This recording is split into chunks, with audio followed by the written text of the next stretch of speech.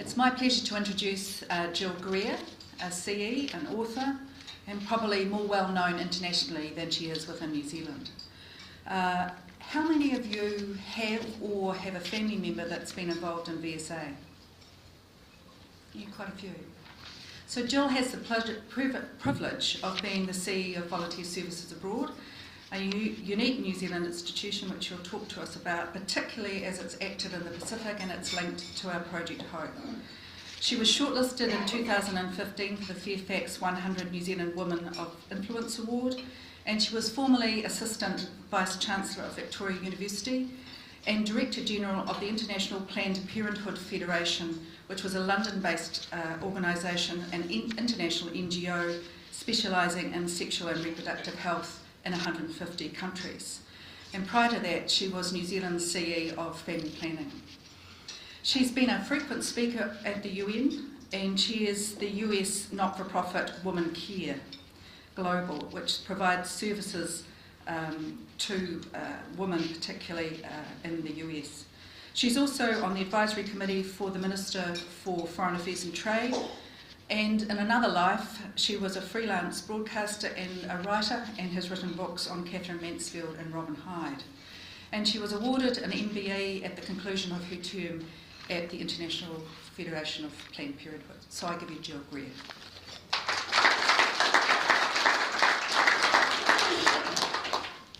Kia ora tātou, and thank you so very much indeed for inviting me to join you today.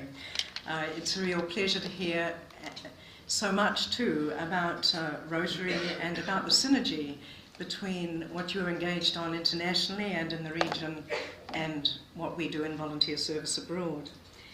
I've called this presentation Positive Actions in a Volatile World.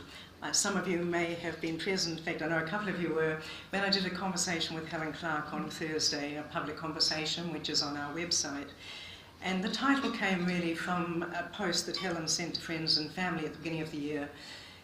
We live in volatile times, but if enough of us takes more positive actions, together we can make a difference, if only there are enough of us. And for us in volunteering, as for you in your work as Rotarians, this is critically important. Talking to her the other day, she also mentioned, I think something you would agree with, given the huge amount of voluntary engagement you have, that volunteers are catalysts, and volunteers provide the glue that holds communities together. And once at the UN, I was given 5 minutes to talk about volunteering at home and abroad, and my question was, can you imagine a world without volunteers? Can you imagine this country without volunteers? We wouldn't even get out of bed on a Saturday morning. We already have a relationship in VSA with Rotary International, which some of you will be aware of, connection with Stuart Batty and a commitment to do a water project that you're involved in Fiji. It's been delayed because the current Prime Minister is unwilling to give VSA a memorandum of understanding similar to the one that we had previously when we sent some 300 volunteers to Fiji. So of course today we live in an interconnected world, and a world not connected, regrettably, by peace and justice and human dignity, but instead by discord, disruption, disorder and denial of human rights. It's an unequal world, a reminder there that the world's 8 richest men own the same amount of wealth as the poorest 3.6 billion. A reminder of how little GDP comparatively women earn. And a world in which too often in New Zealand, I think, particularly when we go out to say New Zealanders, would you support VSA? They say, great organisation, really trust it, a New Zealand icon. Why would we trust you? You work in the Pacific. You don't work any longer in Africa or Asia. The Pacific's where we go for holidays. People forget that 4 hours from Auckland, you have one country that is 157th, 156th now on the Human Development Index, another 154th. And we here at home, as you know, are 13th, though until a couple of years ago we were 7th. It's not surprising, given all of that both President Obama and Ban Ki-moon said basically the same unforgettable words. Our generation, I exclude the newest members today probably, our generation is the first with the power to end poverty. It is the last with the chance to prevent climate change. And so your talk and your international president's talk about sustainability is absolutely at the very heart and centre of what we do. So what do? We do focus on the Pacific, and it is hugely vulnerable. Hundreds of thousands of children out of school, highest rates of violence against women in the world, but the lowest rates of representation in Parliament. Yes, opportunities, a new trade deal. We don't know what it will look like, of course. We've talked of young people and your commitment to young people. In the countries where we work, 66% of the population is under 25. Most of them without training, most of them without aspiration. That is our future. That's the future of our region. Elections, civil unrest, you can see what's happening in PNG, Bougainville too, at the moment as we speak, a concern to us, of course, for our many volunteers there. And a reminder that New Zealand is a generous and rights-based donor, an unusual donor in that it says to other countries, what would you like and how would you like to do it? Not, this is our money, and if you do this, you'll get it. And Rotary works, of course, in the same way as we do. Projects that are initiated by partners, delivered in partnership. So, that small budget of New Zealand's could go entirely on climate change, disaster risk reduction, build back better after Cyclone Pam, other examples like that, of course. We no longer have a cyclone season. I'm on duty 24 hours a day, together with my management team. We've had 6 cyclones in the last 2 months. Some of them small, some particularly erratic. And we say to our partner organisations, and I think this is really important, because volunteering is competitive, like any other organisational business, what makes New Zealand volunteers different? And it won't surprise you to hear it. They have humility. Not a word you might choose, but it's that laid-back attitude. They work hard. They listen. They ask us what we want to do. They don't tell us what to do. They are problem solvers, and the list goes on. And I'm very proud to be involved in that. So there we have that list of changes and challenges for the Pacific. And how are we going to solve it? Through the Sustainable Development Goals. And I was one of a group of 40 organisations that ensured that volunteering is included in the Sustainable Development Goals. And we would love to see Rotary in that movement as well. Because you cannot achieve the vision, which is an ambitious one, a vision about a world by 2030 where no one is left behind. They are also universal. Unlike their predecessors, they apply here in New Zealand, in Porirua, in Kaikohe, on the East Cape, just as they do in Addis Ababa. And you'll see that very last one, partnerships, something that is at the centre of your work as it is at the centre of ours. So, if Sir Ed were around today, what would he say? He was our founding president, and what he said at the time was, through partnerships, great things can be achieved. And he also said, very similar to you, if you have more and others have less, then you need to do something about it. And that remains at the centre of our work today. So our partners are in-country partners, several hundred of them. We send a couple of hundred volunteers across the Pacific every year, equal to 124 years of service in just 1 year. Short assignments, long assignments, what do? IT, human resources, marketing, farming, fishing, urban development, hip-hop dancing, I have to tell you, jewellery making, policy and law. You name it, we find them. We're so fortunate that New Zealanders tend to still be hugely committed. The demand goes up, and so do the number of people who apply. We have partnerships with New Zealand corporates, particularly Downer, GHD, a number of others on the way, but held up for over a year by the new health and safety in the workplace legislation. So my risk, with 200 volunteers, Kiwis across the Pacific, I said to the lawyers, not in this room, but one of them is that gave us some other very helpful advice. What would it cost me if I spent more on the floor of the carpet of our new building than I am on making sure that our volunteers are safe because they are working with a weak partner organisation? The lawyer said, not much. I said, how much is not much? Oh, 250,000. I said, that's much. So that's a further imperative to us to make sure that we look after those volunteers and look after them well. But in doing that, we are also teaching partner organisations that have no emergency plan, in spite of cyclones, in spite of earthquakes. No plan. nowhere to go. What happens to the elderly, to the babies? What happens to food?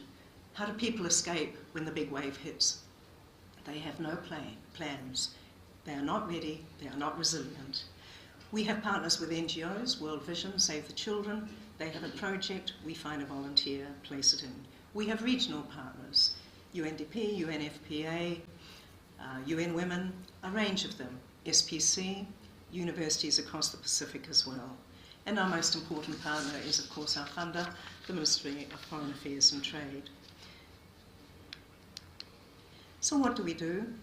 Around about, as I said, a couple of hundred assignments a year. So going back 5 years when I began, and I'm about to leave next month, we did 150 assignments a year. Now it's over 200, and the variety of assignments and of volunteers has changed dramatically. But ultimately, they all have the same end, the same goal, to build capacity, and yes, like you, to build sustainability. So as one partner said to me, Tony was a Kiwi, but we forgot about that.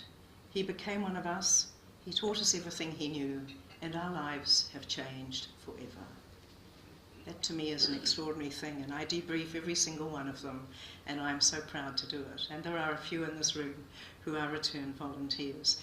So just to say very quickly there, sometimes they'll go for a month, sometimes for a year, and anywhere in between. Some have volunteered 10 times. Today, sometimes it's e-volunteering. 10 days in country, work on a very specific project, do it online, go back again. Is it fixed? Is it okay? What next? We also have hub and spokes. One volunteer doing something like 0. Why spend 6 months with one organisation? Visit 4, one after the other. Go around again, bring them all together, and you have a community of good practice. Downer is an example of a partnership.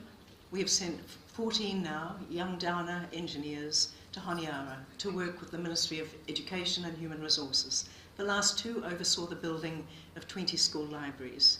And I really need to cut the bottom off the photograph because clearly it's a health and safety risk. But I love the photo so much. Why did Downer do it? Recruitment, retention, building leadership. It beats paintballing any day of the week. Those young volunteers of theirs come back absolutely marked for leadership in their organisation. They are ambassadors for New Zealand, ambassadors for the Pacific, ambassadors for Downer, and ambassadors for a better world. And they are truly extraordinary. And Downer won the Innovation Award for graduate employment. What have we done well? Like you, the struggle is, how do you measure impact? I can count the numbers. That's easy. What difference do we make? That's the hard piece, and that's a piece we're working on with the UN and with Johns Hopkins, Peace Corps, and others as well. But our partners tell us that, in fact, BSA fulfills the agenda that they ask for, not our own. They don't demand from the organisation, but they give. And those relationships go on and on and on, long after the volunteers left. And I said to the head of asset management from Honiara's Ministry of Education and Human Resources, what's the advice you would give to new volunteers? He said, just be New Zealanders. That's the reputation we have, and they are the face of New Zealand. So going forward, what will the future look like for those young Pacific people? How will we, in Gordon Brown's words, do development differently? The old silos have to go. I might have been seen as tree-hugging lefty, other people might have been seen as capitalist business owners. That's all gone. It has to go. Those binary divides have to go. Unless governments at home and abroad, governments, the private sector, civil society, work together, we don't have a chance. My grandchildren do not have a future unless we can do that. Organisations like mine, we have no right of entitlement just because we're the oldest. You're 96, we're 55. We have to be relevant, we have to be responsive, and if we're not, then we shouldn't be there, because it's not about us, we're the means to the end. And just to give one very quick example, the Millennium Caves in Vanuatu. Local people owned the land for years, government wanted to cut down the trees. The trees are disappearing so rapidly across the Pacific, as you will know. First volunteer came from Doc. He looked at their marvellous network of river, caves, said, somebody's going to die here, you need to fix this. Second volunteer, help the local people build the signs, build the ladders, build the roads, build the paths. The third did the business case. The fourth did the marketing plan and said, the cruise ships are sailing into Champagne Beach, you're not getting any of them, you need to do something about it. In 4 years, after 4 volunteers, that community has built 2 preschools, 2 primary schools. Those children no longer have to travel for hours to and from school. They can fund the teachers, the girls go to school, which they don't through most of Vanuatu. What a story. What a story, New Zealand commitment. What a difference they have made. I've mentioned most of those challenges already in passing. And of course, for us, it's always about making more difference, as it is for you. More assignments, more volunteers, more places. How can we make a change so that in the end, there is no one left behind by 2030? So that's a little bit about what we do and why we do it. And I know that some of you have been volunteers with us, as well as in Rotary and elsewhere. We would love to hear from you. You can be a volunteer anywhere between the ages of 22 and 77, so very few people are safe. When I'm around, I'm after them all.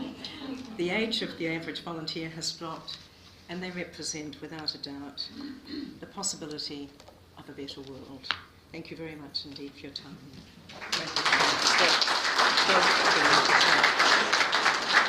Gillian's offered to take questions if people have got questions, and we've got a bit of time. Have we got some questions here? John. Gillian, BSA was started on the prototype of BSO, the UK system started by Dixon, and his vision was school leavers. And I was involved in the prototype for BSA in 1962 when 4 school leavers taught in Vanuatu schools for a year. And we were much cheaper than the volunteers that you have now. And we probably weren't quite as efficient, but the school I was in had 14 periods a day, and I usually taught at least 10 of them at the intermediate level. But now you want to take people under 22, which seems such a pity when there are dozens of school leavers who would like to have a year off when they go to university. And I wonder whether the organisation is thinking of bringing back that sort of program. I'm not saying it should be instead of what we're doing now, but it can be as well as. Thank you very much indeed. You're quite right. Archbishop Moxon, who was a volunteer as a school leaver in Fiji, said, I don't think Fiji got a thing from me, but it changed my life. And you're quite right. Our board decided, I think about 10 years ago, not to continue with school leaver programs because, and in fact you see VSO and others sending large numbers to the Honduras, to the point that Honduras have said, stop, we've got enough unemployed youth of our own, thank you very much. But that said, we absolutely do. So currently we have a small Univol program. It's around 12, 15 a year. They're brilliant, absolutely stunning. They are graduates from Auckland, Massey, Otago, and Victoria, of course, who have done development degrees, political science degrees, very practical. They go for up to 10 months. We'd like to expand that program. We've just got somebody finishing his PhD, so he was a Univol. We're interested in the findings. It's been reviewed before. We're also exploring the whole idea of how do we engage young people to work with young people across the Pacific in ways that are meaningful. I spoke to a young woman recently. She had been away with Project Abroad from Australia, so that's voluntourism, if you like. I said, what did you do? She said, I painted the wall of a school in Nepal and I played with the kids. I said, how did you feel? She said, I felt disappointed. I said, what in? She said, myself. I said, it's not about you. So how do we make sure that it's meaningful for the volunteer and for their partner organisation where they're going to work? How do we make sure it's affordable? We're working on a couple of projects which we've run past MFAT and we'll put another one to them, and otherwise we'll look to try to fund it separately because I think young people working with young people can absolutely transform the world. We've just got to find a way. And to be honest, the focus groups I've run so far suggest young people are not interested in the Pacific. So we need to probably get ourselves back into Asia again to do it well. So it was a long answer, but I care passionately about it. There should have been an 18th goal. for young people. Instead, they have to be included in everything. I'm sorry, it was a long question, and we'll have an opportunity afterwards, Robert, perhaps one-on-one. Can I call on Lynn to come and thank Gillian?